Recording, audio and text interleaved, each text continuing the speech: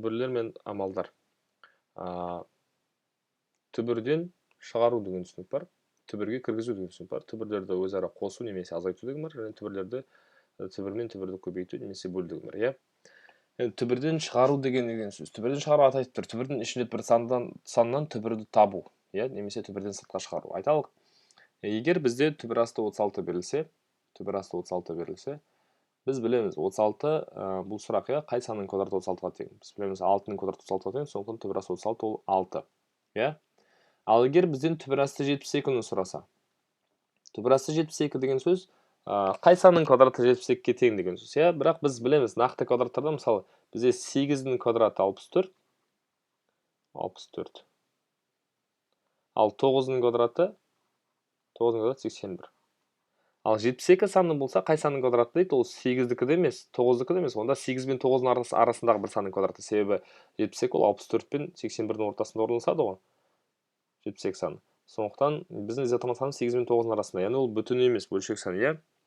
Бірақ бізде мынада түбірден шығару деген бір зат бар. Түбірден шығару үшін не істеу керек біз? Мына түбірдің ішінде тұрған санды кемінде 2 санның көбейтіндісі арқылы жазу керекпіз. Қандай 2 сан? Мысалы, 72 ол 2 мен 36-ның көбейтіндісі деуге болады, иә? Немесе 3 пен 24-ті көбейтсек те 72 шығады.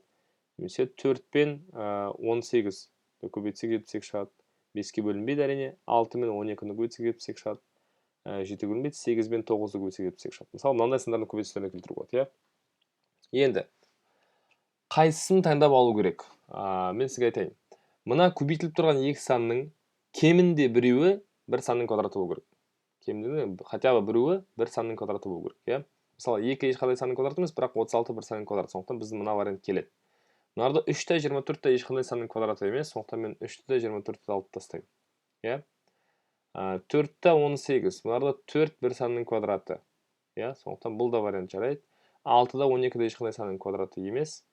8 мен 9-ды 9 ол бір санның квадраты. Сондықтан мен мына бірінші вариант, немесе мына вариант 4 пен 18, немесе 8 мен 9 түрінде көбейтіп жазу керекпін. Бәрібір қайсы түрін жазғаныз, бірақ ең оңай былай 72 2 мен 36 болады. Неге?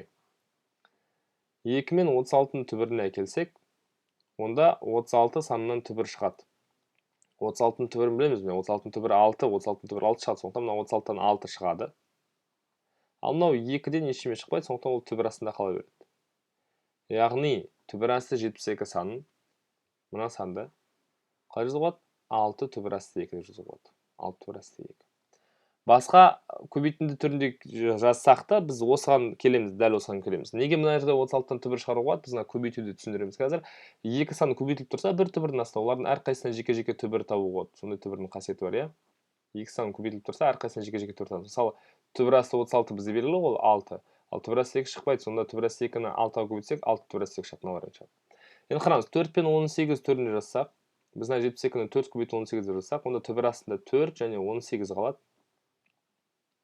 4-тен түбірі шығады. 4-тің түбірі не шығады? 2 шығады. Түбір асты 4, 2. Ал 18 қалып қояды. Бірақ біз білеміз, 18-ді ары қарай 2 санның көбейтіндісіне келтіруге болады. 18 ол 2 мен 9-ның көбейтіндісі, иә? Сол кезде мына сырттағы тұрған 2 бар. Және мына іштегі 18-дің орнына мен 2 көбейту 9 десем, онда 9-дан түбір шығады ғой. 9-ның түбірі білеміз, иә? Мына 2 тұра береді. 9-ның түбір астысы бізге 3-ке тең. Сонда мына 2 қалып қояды. Енді мына 3 пен 2-ні көбейтсек, алдында тұрған 6 болады. Олар сандар ғой, түбірсіз сандар. Олар көбейтіледі. Анау түбір асты 2 тұрады. Яғни бәрібір 6 түбір асты 2-дің вариантқа жетемін. Бұлай тапсаңыз да бәрібір 6 түбір асты 2-дің вариантқа жетесіз. Егер сіз 72-ні 8 көбейту 9 десеңіз, 8-ді тағы да ажыратыңыз. 8 бізді 4 көбейту 2, немесе 2 көбейту 4. Сол кезде түбірдің астында 9 көбейту 4 көбейту 2, немесе 2 көбейту 4 көбейту 9 тұрады. Бұл 72-ге тең. 4-тің түбірі бізді неше? 2. 9-ның түбірі неше? 3.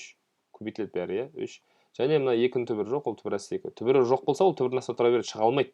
2 мен 3-ті көбейтіңіз, 6 түбір асты 2. Яғни сіз қай жолмен болсаңыз 6 түбір асты 2 шығады. Тіпті мына алуға болмайтын жолдарды алсаңыз 6 түбір асты 2 шығады. Тексерейік, 3 пен 24-ті алайық, мысалы, 3 пен 24, иә? Егер мен түбір асты 72-ні 3 пен 24-ні көбейтіндісіне жазсам, мен 24-ті ары қарай ажыратуға болады. 24 ол 3 пен 8-дің көбейтіндісі. 8-ді ары қарай ажыратуға болады. 8 ол 4 пен 2-ның көбейтіндісі. 4 пен 2-ні. Иә? Сол кезде мен түбір асты 72-ні жазамын. Түбір асты 72-ні 3 көбейту 3 көбейту 4 көбейту 2 деп. 2-ні 4-ке 8 көбейту 3 24 көбейту 78 шарттырасында да 3 көбейту 3 көбейту 4 көбейту 2. Енді екі санның көбейтіндісі ол сол санның квадраты. Иә? Мысалы, түбір асты 25 біз білеміз ғой, түбір асты 25 ол 5-ке тең. Түбір асты 25 ол 5 пен 5-тің көбейтіндісі. Ал 5 пен 5-тің көбейтіндісі ол 5-тің квадраты деген сөз. 5 пен 5-тің көбейтіндісі ол 5-тің квадраты.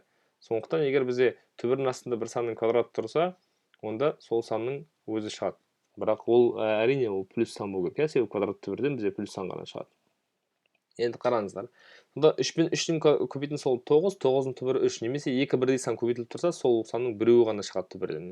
3 пен 3-тің көбейтіндісінен жай 3 шығады. 5 пен 5-тің көбейтіндісінен 5 шыққан сияқты. Ал мынау 4, 4-тің түбірі бар. 4-тің түбірін тапсақ 2 шығады. Ал мына 2-ден ештеме түбірі жоқ. Сондықтан ол мына түбірдің астында жалғыз өзі қалып қояды. Енді 3 пен 2-ні көбейтсеңіз 6 түбір асты 2. Яғни сіз 72-ні түрлі жолмен бәрібір бірдей жауапқа жеткізесіз. Бірақ ең оңайы бірден біреуі квадрат болсын, біреуі квадраттан шықпайтын сан болсын. Сол кезде сіз сол квадраттан түбірін тауып бересіз. Иә? Осы түбірден шығару. Түбірден кіргізу дәл осы жолға кері жол. Яғни мына 6-ны мына 2-нің қасына кіргізіп жіберу деген сөз түбірге. Иә? Енді түбірден кіретін кезге сіз мына түбірінде қалай, мынау квадрат түбір бізде. Квадрат түбірдің үстінде квадрат тұр. Нарда квадрат тұрса, мына 6 ішке кіретін кезде осы квадратты алып кіреді. Яғни квадрат алып тұрған сөз квадратты алып кіреді.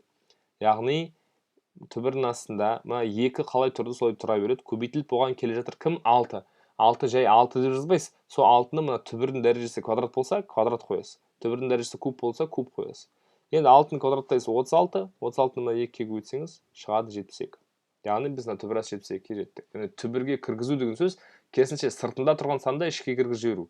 Мысалы былай, мынарда айталық, мынарда 4 тұр, мынарда куб дәрежелі түбір астында 5 тұр. Куб дәрежелі түбір астына кіргізу үшін 4 неселінеді, квадратты болмайды, ол кубты алады. Яғни куб дәрежелі түбірді жазасыз, 5-ті жазасыз. Көбейтіліп болған келатыр сыртындағы 4, мына кубты алады. 4-тің кубы деген сөз 4 көбейту 4 көбейту 4. Яғни 5, 4 көбейту 4 көбейту 4, 64 деп жазуға болады, бірақ көбейту 4 көбейту 4 деп жазу керек бәрібір. Сол кезде сіз 5 4-ке 20, 20 4-ке 80, 84 көбейтесіз 320 шығады.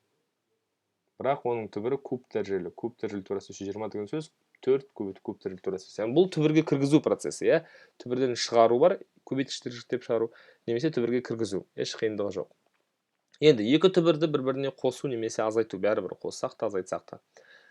Оны қалай орындаймыз? Айталық бізде бар түбір асты 50 бар және түбір асты 72 бар. Оларды қосу керек. Оларды кейбір балалар былай қоса салады. 50-ге 72 қосып түбір асты 22 дейді. Ол дұрыс емес екенін көрсетейік. Қайдан білеміз? Мысалы, қараңыздар. Түбір асты 9-ға түбір асты 16-ны қоссам, жаңағы әдіспен қосатын болса, жай 9 қосу 16 деп қосып жіберсем былай, онда 25 шығады да, бұл түбір асты 25 жазып қоямын. Бұл дұрыс деп ойлаймыз, иә? Бұл дұрыс емес. Себебі түбір асты 9 мәні 3, 9-ның түбірі 3 қой. 16-ның түбірі квадрат түбірі 4, ал 25-ның квадрат түбірі 5. Бірақ біз білеміз ғой, 3-ке 4 қоса 7 шығады, 5 шығуы мүмкін. Сондықтан былай түбірлерді қосып бір-біріне немесе азайтуға болмайды. Онда қалай қосып азайтыламыз? Біз x-қа апарып y-ті қоса алмаймыз. Бірақ x-қа апарып 3x-ті қоса аламыз, иә? Мынау 1/x, мынау 3/x, ол 4/x шығады. Немесе 2y-қа апарып 3y-ті қоса аламыз. 5/y шығады. Біз қоса аламыз, егер оларына бірдей болса. Бірінші класста бізге солай үйретеді мысалы. 1/3 немесе 5/3 қосамыз 4/3 шығады 7/3 деп. Иә, біз білеміз, бірдей нәрселерді ғана бір-біріне қосып немесе азайтуға болады. Дәл сол сияқты екі түбірді бір-біріне қосу үшін мына түбірден кейінгі қалатын сандар бар, оны 6 түбір асты 2 деген сияқты. Солар бірдей болу керек. Яғни, мына 72-ні біз білеміз. 72 бізде 6 түбір асты 2 болды. Басқа түспен жазайын. Түстер араласып кетпес үшін. 72 бізде 6 түбір асты 2 болды. Яғни, мынаған алдында тұрған түбір асты 50 қосылу үшін ол да бір нәрсе түбір асты 2 болу керек. Себебі мынау x пен x сияқты, y пен y, 3/1 пен 3/1 сияқты. Сол кезде оларды жинақтауға болады. Олай болса 50-ді мен екі санның көбейтіндісіне жіктеймін. Біреуі квадрат болады, біреуі 2 болу керек. Ол 25 пен 2. Неге мен 50-ді 5 пен 10 деп жіктемеймін? Себебі 5-тен де 10-дан да түбір шықпайды, немесе мынаның қасында түбір асты 72-ден. Түбір асты 2 қалса, мынаның да қасында түбір асты 2 қалу керек, сол кезде олар бір-біріне қосыла алады. Сондықтан мен 25-тің түбірін табамын, 25-тің түбірі бізде қанша болады? 5 болады, 5 түбір асты 2. 5 түбір асты 2. Енді оларды қоса аламын. 5 түбір асты 2 мен 6 түбір асты 2 қоса аламын. 11 түбір астындағы 2. Яғни бұл не? Бұл түбір асты 50 мен түбір асты 72-ның қосындысы. Тағы да бір мысал қарасақ, мысалы азайтуға, иә? Айталық түбір асты 48 квадрат түбір, иә? Азайтайық, түбір асты 243. Түбір асты 243. Минустан шығады, себебі мынау кіші, мынау үлкен. Түбір асты 48-ді екі санның көбейтіндісіне жіктейміз, біреуінен квадрат түбір шығатындай. Яғни біреуі бір санның квадраты болу керек. Ол 16 мен 3. 16-ның түбірінен шығады, 4 шығады, 4 түбір асты 3 шығады. Азайтамыз. Енді қараңыз, мына қасында қалған түбірден шықпай қалған сан, ол подсказкада 243-ті да, басқа сан іздемеймін. Мынарды азайту үшін, мынадан түбір асты 3 қалса, мынадан да түбір асты 3 қалу керек. Өзі олар азайтылады. Егер мынадан түбір асты 3 қалып, мынадан түбір асты 3 қалмаса, онда олар азайтылмайды, x пен y сияқты, иә? Онда 3 пен ол 81-дің көбейтіндісі. Ал 81-ден бізден түбір шығады. 9 түбір асты 3. Енді мынау қарапайым 4 түбір асты 3 азайту 9 түбір асты 3-тен сөз 4x азайту 9x деген сияқты. Біз 4-тен 9 жасақ минус 5x дейміз ғой. Демек, мынарда минус 5 түбір асты 3 шығады. Яғни бұл түбір асты 48-ден квадрат түбір 243-ті азайтқан кездегі мән. Түбірлерді қосып азайту үшін олардың түбірлерінің қасындағы сандары бірдей болу керек, x пен x сияқты. Енді соңғы көбейту бөлуге келетін болсақ, ол кәдімгідей екі түбір бір-біріне көбейту үшін оларды бір түбірдің астына жазып көбейтемін. Мысалы, түбір асты квадрат түбір 3, квадрат түбір 2 көбейту үшін квадрат түбір асты 3 пен 2-ні көбейте салам, 6 болады, бітті. Бөлу де дәл сол сияқты, иә? Ал егер мен айталық 3 түбір асты 5-ті көбейткім келіп тұр 2 түбір асты 7-ге. Қалай көбейтемін десеңіз, түбірдің сыртындағы сан мен түбірдің ішіндегі сандар ішіндегі санмен көбейтіледі. Яғни 3 пен 2 көбейтіледі өзара. Сосын 6 деп жазылады да, түбірді ашып қоясыз, түбірдің ішіне 5 пен 7-ні көбейтесіз, 35 дейсіз. 6 түбір асты 35. Түсінікті ғой? Түбірлер осылай көбейтеді. Кейбір кезде жаңа біз кубтық түбірді көрсеттік қой. Екі түбірдің дәрежесі бірдей болмаса, олар көбейтілмейді. Мысалы, мына куб дәрежелі түбір асты 3. Ол квадрат түбір асты 3, иә? А мынарда куб дәрежелі түбір асты 2 болсын. Енді қараңыз, мынаның дәрежесі квадрат түбір, мынаның дәрежесі кубтық түбір. Онда олар бір-біріне көбейтілмейді. Неге? Себебі мынау квадрат түбір, мынау кубтық түбір. Біз білмейміз ғой, қандай түбір жазамын, квадрат жазамын ба, куб жазамын ба. Сондықтан мен бұл екеуінің ең кіші ортақ еселігін жазамын. 2 мен 3-ті екеуін де 6 дәрежелі түбір астынан алып келуге болады. Енді мына квадраттан 6 дәрежелі қалай шығарамын? Мынадан 6 дәрежелі шығару үшін оған нешеге көбейту керек? Оны көбейту керек әлі 3 дәрежеге, 3-ке. Онда мына жерге де 3 дәреже саламын. Себебі 3 пен 3 қысқарып, қайтып баяғы затқа келу үшін, иә? 3-тің кубы бізде сонда 27 шығады. Енді ары қарай. Дәл солай мынарда 3-тен 6 шығу үшін мынарға бізге неше жетпейді? Бұраға бізге 2 жетпейді. 3-те 2-ге көбейтсек. Онда мынарға да 2 жазамын. Сол кезде менде не шығады?